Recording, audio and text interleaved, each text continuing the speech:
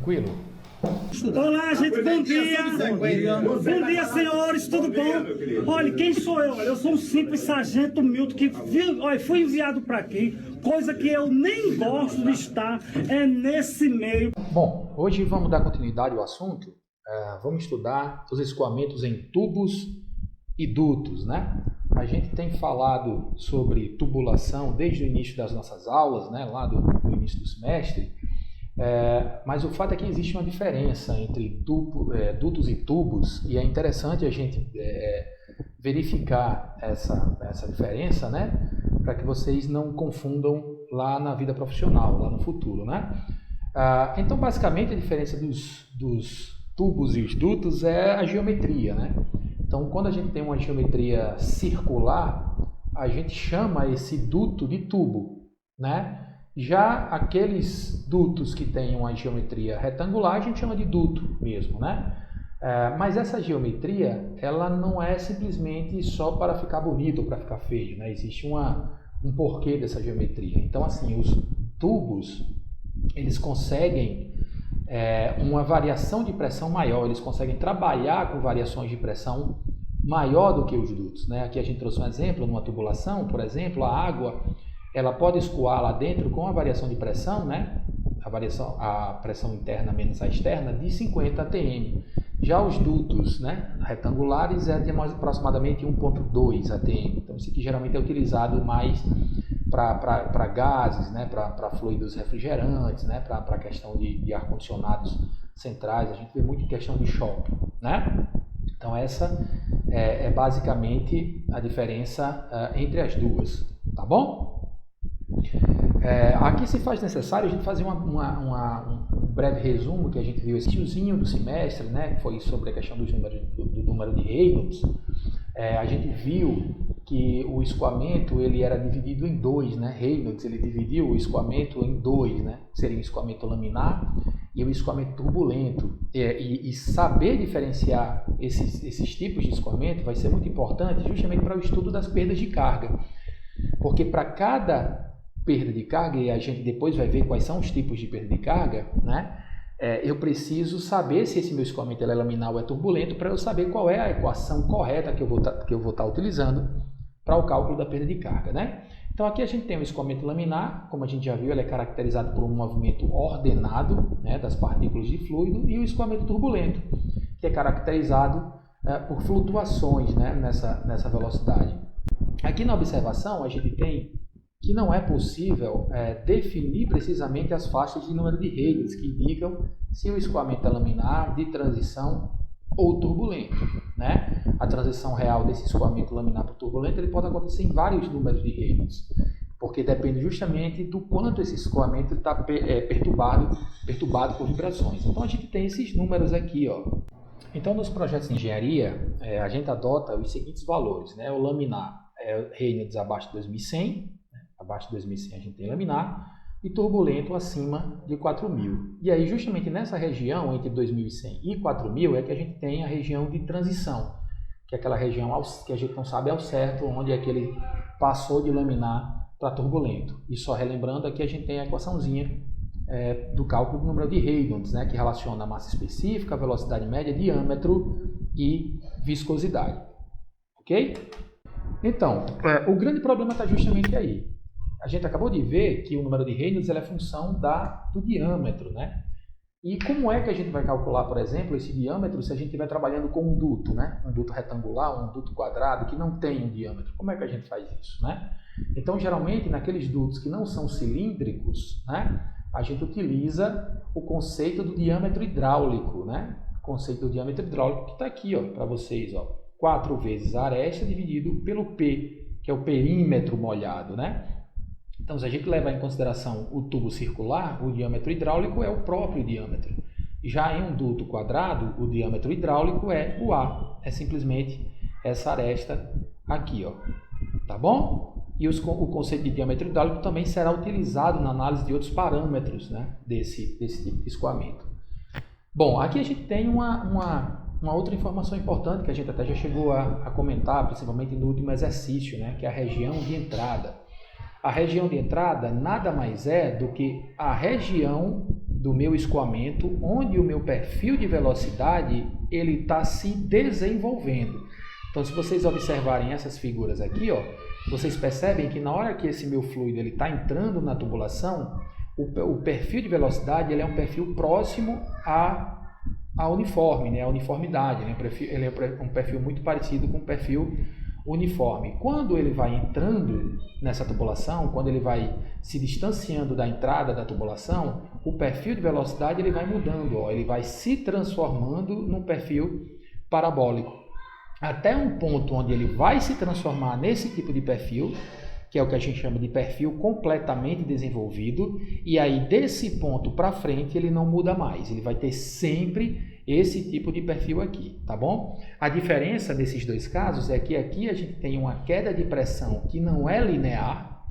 Nesse caso, a queda de pressão acontece porque sempre vai acontecer, mas ela não acontece de forma linear. Ela só passa a ser de forma linear a partir dessa região que a gente chama de região completamente desenvolvida, tá bom? Que é justamente esse daqui, ó.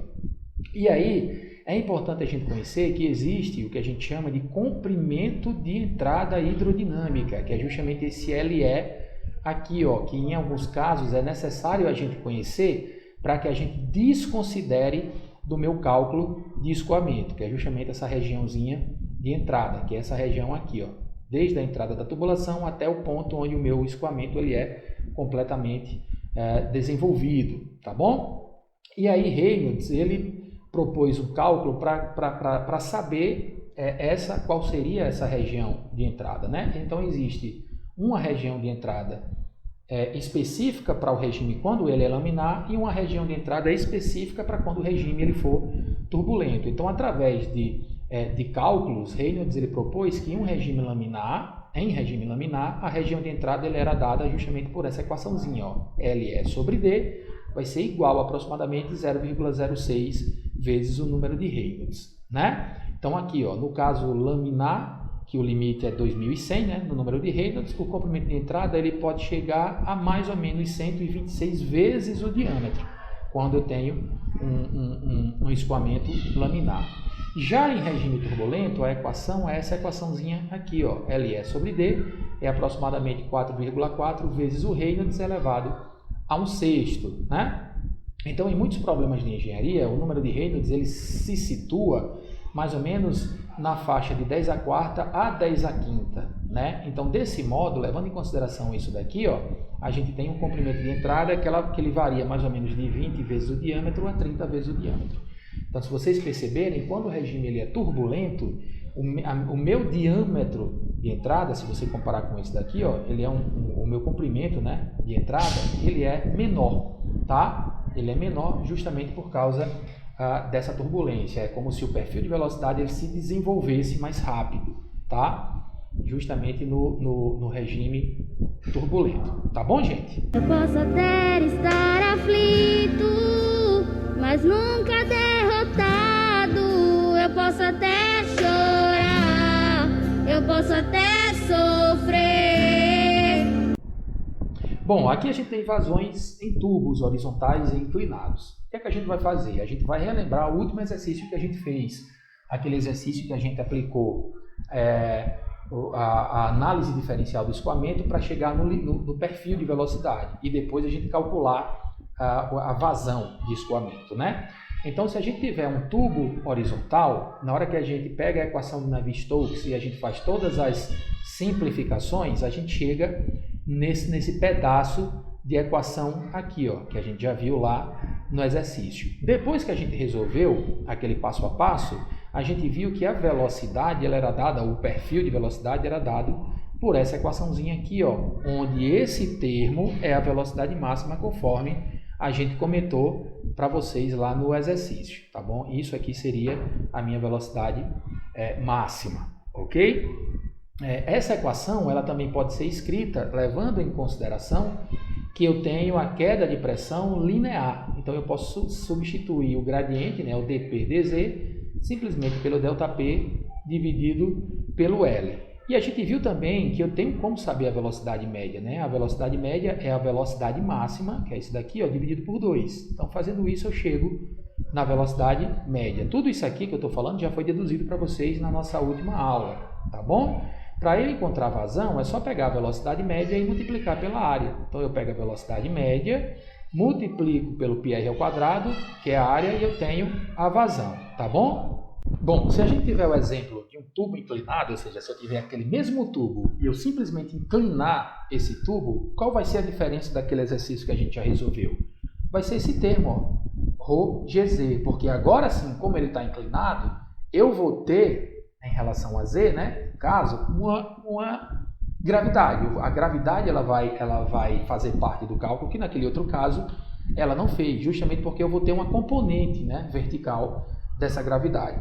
Então, a única diferença é que como esse tubo ele vai estar inclinado, aqui ó, no dp/dz, a gente vai ter o ρg seno de θ, né, justamente por causa da inclinação. Essa vai ser a única diferença dos dois. Então, a gente pode chegar também a encontrar a minha vazão, fazendo todo aquele passo a passo que a gente já viu, né? Calculando a velocidade média vezes a área. Então, fazendo todo esse processo que a gente já viu, a gente chega nessa equaçãozinha aqui, ó.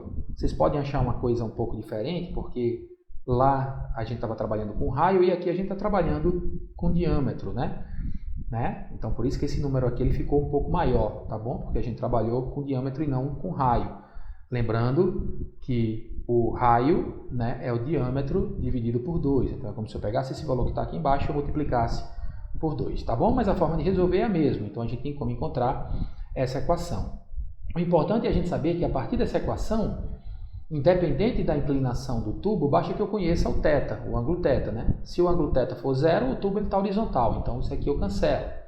Né? Dependendo se ele tiver ascendente ou descendente, vai depender justamente do θ. Se eu conhecer o θ, é só substituir aqui que eu acho a vazão sem problema algum. Ok, gente? Então, essa equaçãozinha que a gente tem aqui é conhecida como equação de Poiseuille, né? Ou lei de Poiseuille, que é para esse tipo de escoamento, escoamento laminar através de um tubo de diâmetro D horizontal, tá bom? Que é em homenagem a Huygens e Poiseuille. Tá bom? Então, essa é a lei de Poiseuille que serve para eu calcular uma vazão quando eu conheço a queda de pressão, o diâmetro, a viscosidade e o comprimento da minha tubulação. Joinha? Bom, agora sim a gente vai ingressar nas perdas de carga, né? Nos estudos das perdas de carga. Então, como eu já falei para vocês, esse termo perda de carga ele vem de energia, né? Então, quando a gente fala perda de carga, é perda de energia. E essa perda de energia, ela acontece justamente por causa dos efeitos viscosos. Então, assim, quando eu tenho viscosidade, e eu tenho sempre viscosidade, né? O que a gente faz às vezes é simplificar, tirar a viscosidade ou fazer de conta, digamos assim, que essa viscosidade não existe, né? Mas o fato é que todos os escoamentos reais eles possuem viscosidade. Se eles têm viscosidade, eles têm perda de energia. E essa perda de energia é o que a gente chama de perda de carga. Então, existem dois tipos de perda de carga, a distribuída e a localizada. A distribuída, ela acontece só devido ao atrito em seções de área constante. É como se, para eu ter uma perda de carga distribuída, eu não precisasse ter, ou eu não pudesse ter, nenhum tipo de acessório no meu escoamento. E quando a gente fala em acessório, a gente vai ter uma aula só sobre isso. Eu posso colocar aqui para vocês válvulas, eu posso colocar para vocês diminuição de diâmetro, aumento de diâmetro, um joelho, um T, uma curva qualquer no meu escoamento. Então, tudo isso a gente chama de acessórios ou de acidentes no meu escoamento. Então, para eu calcular uma perda de carga distribuída, essa perda de carga distribuída ela é calculada simplesmente por causa do atrito e sempre em seções de área constante. Eu não levo em consideração que tenha nenhum acessório na minha tubulação. Já a perda de carga localizada, ela ocorre devido ao atrito em seções de área variável ou então devido à presença desses acidentes nas tubulações. Que aqui sim a gente vai aprender a calcular, por exemplo, a perda de carga que eu tenho em uma válvula, por exemplo, né? Em um T, em um joelho. Então, tudo isso ele me fornece uma perda de carga localizada que a gente vai aprender depois a calcular. O importante saber é que a perda de carga total é a soma dessas duas perdas de carga. Perda de carga distribuída e perda de carga localizada, tá bom? A soma total, a perda de carga total é a soma das duas. Então aqui, para que a gente defina a perda de carga distribuída, vamos imaginar essa situação. Então aqui imagina que eu tenho uma tubulação, se vocês observarem não existe nenhuma variação no diâmetro, não existe nenhum joelho, ou seja, essa tubulação ela não está sendo desviada para nenhum outro lugar, ela é uma tubulação reta, ela está horizontal, poderia estar inclinada, mas nesse caso não está, ela está horizontal, a área 1 é igual à área 2, né? Então o que é que a gente faz? A gente aplica a equação de Bernoulli com a perda de carga, que a gente já tinha visto, né? Que a gente já estudou, a gente simplifica os y, porque são no mesmo ponto aqui, ó, no mesmo nível, a gente simplifica as velocidades, porque já que a vazão é constante e as áreas são iguais, a velocidade vai ser a mesma, e a gente chega que a perda de carga distribuída ela vai ser função apenas da queda de pressão. Ó. Então eu tenho que a perda de carga distribuída vai ser simplesmente ΔP sobre ρg, ou ΔP sobre gama. Ok? ΔP sobre gama. Essa vai ser a equaçãozinha que a gente calcula a perda de carga distribuída. Certo? E aí a gente considera também que o ΔP ele é função dessa equaçãozinha, tá? Que aqui eu vou pedir para que vocês acreditem em mim, porque a gente não deduziu isso daqui, porque de certa forma não tem necessidade, mas a queda de pressão ela vai ser função do fator de atrito, que é esse Fzinho, do comprimento, do ρ vezes V ao quadrado e do diâmetro, tá bom? O ΔP é em função disso daqui, ó. Então o que é que eu faço? No lugar do ΔP lá naquela equação, ó, eu substituo por isso daqui, ó, tá? Por esse outro termo, substituir aqui, ó, pelo termo, e eu tenho finalmente que a minha perda de carga distribuída ela vai ser igual ao F, que é o fator de atrito, multiplicado por L vezes V ao quadrado, dividido pelo D vezes o 2G, tá bom? Essa equação aqui, que é a equação da perda de carga distribuída, a gente conhece como a equação de Darcy-Weisbach, tá? Que é em homenagem a esse francês, ou então simplesmente a equação de Darcy, certo? Como HD depende somente das características do escoamento, como a gente já tinha visto, né? Essa equação é válida independente da orientação da tubulação. Independente se a tubulação está inclinada, vertical, horizontal, essa daqui ela é aplicável, porque ele vai ser função apenas das características do escoamento. Mas como assim, professor? Bom, aqui é o seguinte, ó, essa é a equação da perda de carga e eu posso trabalhar com essa equação para dois tipos de escoamento, ou para o escoamento laminar ou para o escoamento turbulento. Se eu tiver um escoamento laminar, ou seja, abaixo do Reynolds, né, abaixo de 2100, eu simplesmente substituo o meu fator de atrito pelo 64 sobre Reynolds, tá bom? Pelo 64 sobre Reynolds, certo? Isso aqui é um valor que a gente já substitui aqui, ó, tá? No regime laminar não existe o termo fator de atrito. O fator de atrito é um termo que só acontece no regime turbulento. No laminar esse termo não existe. Ele é simplesmente 64 sobre Reynolds. Já se o meu escoamento ele for em regime turbulento, aí sim o meu fator de atrito ele vai ser função tanto do número de Reynolds como disso aqui, ó. Isso aqui é o que a gente chama de rugosidade relativa, tá? Esse epsilon sozinho, ele é o que a gente chama de rugosidade. A rugosidade nada mais é do que as imperfeições do material, e esses valores eles são calculados também. Na hora que a gente divide a rugosidade pelo diâmetro, a gente tem o que a gente chama de rugosidade relativa, certo? Mas, professor, como é que a gente encontra esses valores? Por exemplo, como é que a gente encontra o fator de atrito se ele vai ser função do número de Reynolds e da rugosidade relativa? A primeira forma é utilizando esse diagrama, que é o diagrama de Moody, tá? Tudo isso é Jesus. Fala para ele. E aí, como é que a gente usa, como é que a gente calcula ou faz, como é que a gente lê esse diagrama de Moody? Ele é muito simples. Você precisa saber, por exemplo, você precisa conhecer o número de Reynolds. Vamos supor que você chegou lá e você calculou o número de Reynolds, e o número de Reynolds ele deu aqui, ó, 10 à quinta. E vamos supor que foi fornecido para vocês a rugosidade relativa e ela deu 0,02. Aqui, ó, 0,0002, né? Então, o que é que vocês fazem? Vocês, ó, vão em cima dessa curva da rugosidade, vão seguindo essa curva até encontrar o número de Reynolds, ó, até encontrar o número de Reynolds, mais ou menos por aqui. Encontrou o número de Reynolds, né? Encontrou essas duas curvas, tá bom? O que é que vocês fazem? Vocês colocam ela para o lado aqui, ó, com muito cuidado, e vocês acham o fator de atrito. tá bom? Aqui, em algumas situações, vocês precisam fazer iterações, né? Porque às vezes os valores eles não são exatos logo de cara, tá bom? Mas de qualquer forma é uma das oportunidades, uma das formas de a gente encontrar o fator de atrito utilizando, e talvez uma das formas mais comuns, o diagrama de Moody. Mas se eu não quiser utilizar o diagrama de Moody, existe uma outra forma, professor, de usar esse teorema de Moody? Sim, existem formas da gente utilizar esse diagrama de Moody, ou outras formas da gente calcular o fator de atrito sem utilizar o diagrama de Moody. Daqui a pouco eu volto, tá? Uma das formas da gente encontrar é utilizando essas equações. Por exemplo, a equação de Colebrook, né? Ele combinou esses dados disponíveis para escoamento de transição e turbulento nessa relação implícita. Se vocês observarem, eu preciso interar, né? Esse aqui eu só consigo resolver por interações, né? Porque eu tenho o fator de atrito de um lado e o fator de atrito do outro. Então eu preciso chutar valores para ver realmente se esse meu fator de atrito ele é correto. É isso que a gente chama de relação implícita, né? Então eu preciso de um processo interativo. Mas claro, existem outras formas, por exemplo, a relação de Allan, ele já meio que propôs essa relação aproximada para o fator de atrito. Usando essa aproximação, vai ter um erro, logicamente, mas é um erro que em alguns casos a gente pode desconsiderar. Então eu posso utilizar essa equação, que ele vai ser função do Reynolds e do epsilon sobre d, né, que é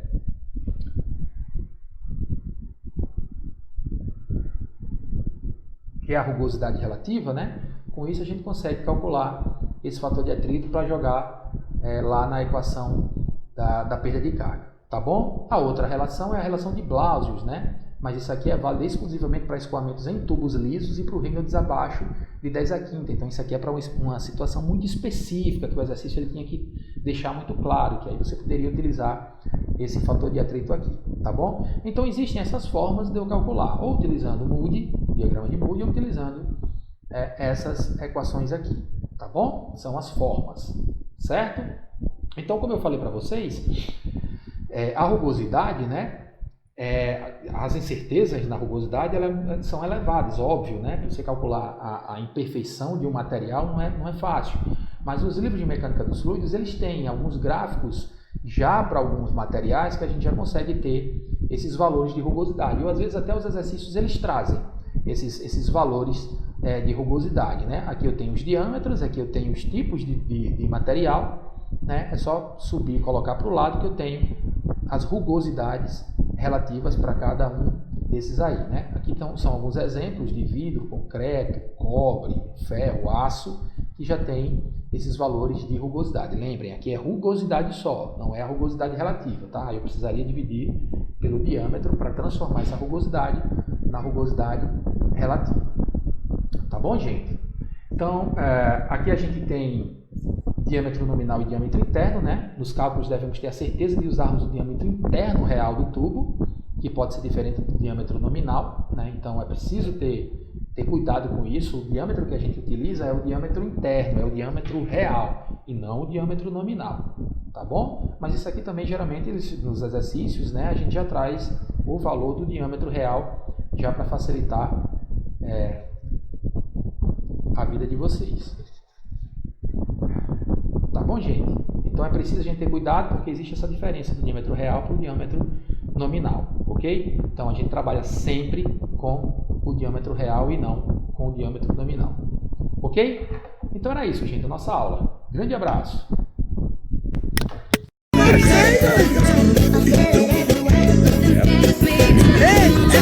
Essas brincadeiras, né? É gostoso! I hate you blowing up my phone. I wish I never met your ass.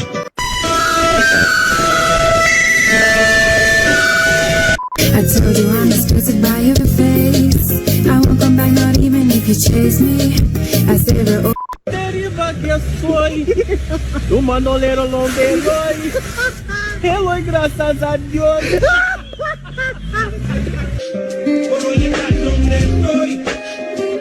Cadê o Latrel? Dançando.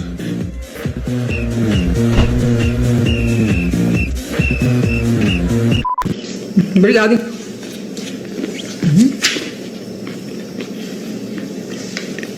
Eu gosto bem de amendoim, viu? Bem gostoso. Pega mais um pouco. Pode comer? Pode. Obrigado.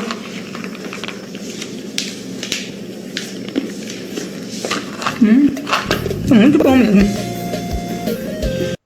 Do is call me. I'll be right there, baby. All you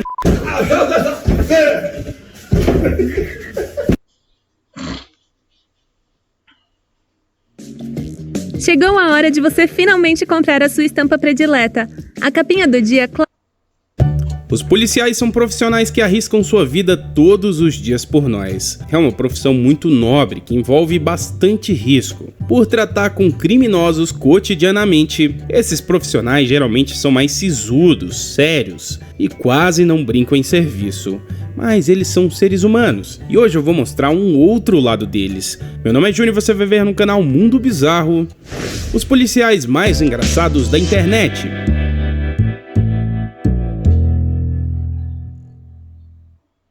O baiano tem a fama de ser bastante calmo, uma qualidade que pode ser muito útil para quem lida com situações extremas, como esse policial aqui que mostrou para o Brasil inteiro como acabar com uma briga da forma mais cordial possível.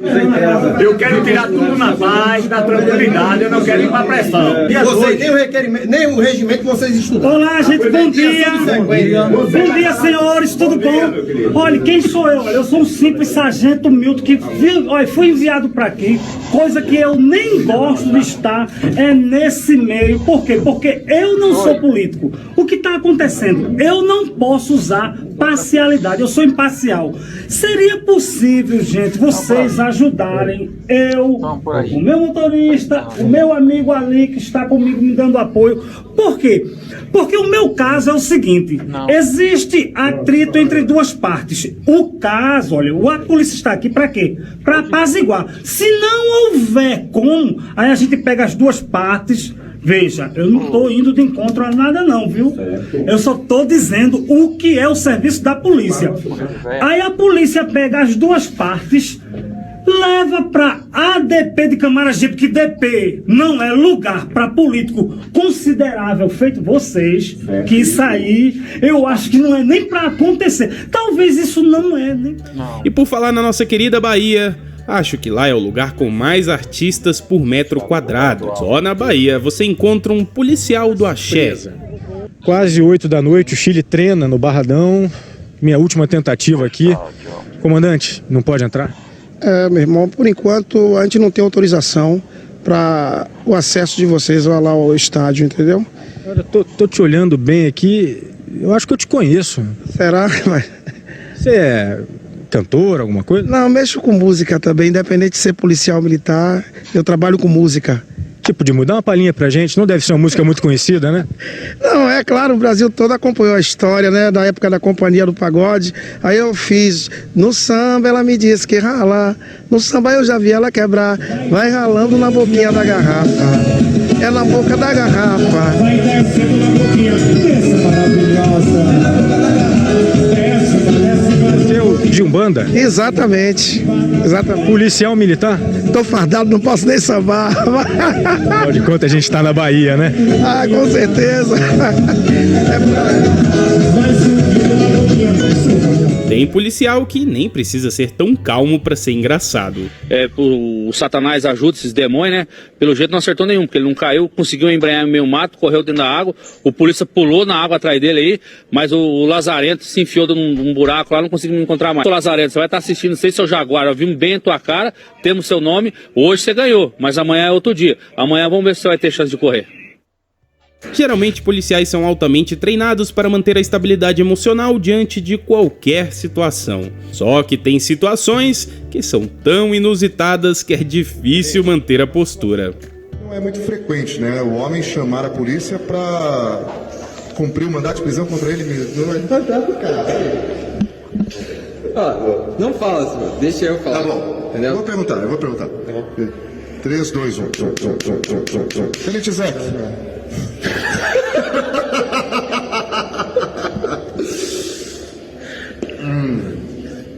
É que se eu sorrir pra câmera vai ficar muito engraçado. Você corta isso daí depois. Você vai fazer um meme. Depois tá na cara, né? clientizar aqui uma situação inusitada. 3, 2, 1. Gente, foi o próprio homem que pediu do que prender bandido. Estava cumprindo as exigências, ele não estava cumprindo as exigências. Estava cumprindo as exigências, ele não estava cumprindo as exigências. Isso quer dizer o quê? Ele não estava cumprindo as exigências. Isso quer dizer o quê? Que ele não estava cumprindo as exigências. Exigências. Não, é isso aí, tem que sair. Isso quer dizer o quê? Que ele não estava cumprindo as exigências. Chega então.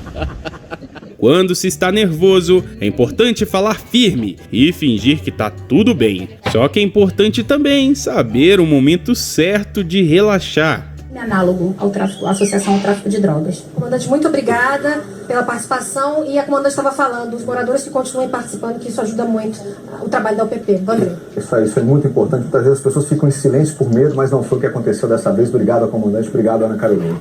Vamos chamar agora de Edmilson. Esse sargento da Guarda Municipal aqui surpreendeu a internet com sua capacidade de dar golpes altamente complexos. Quando estou nesse meu trabalho, se vir um querer arriscar comigo, o jeito que eu vou fazer com ele. É desse jeito aqui, ó. Presta atenção.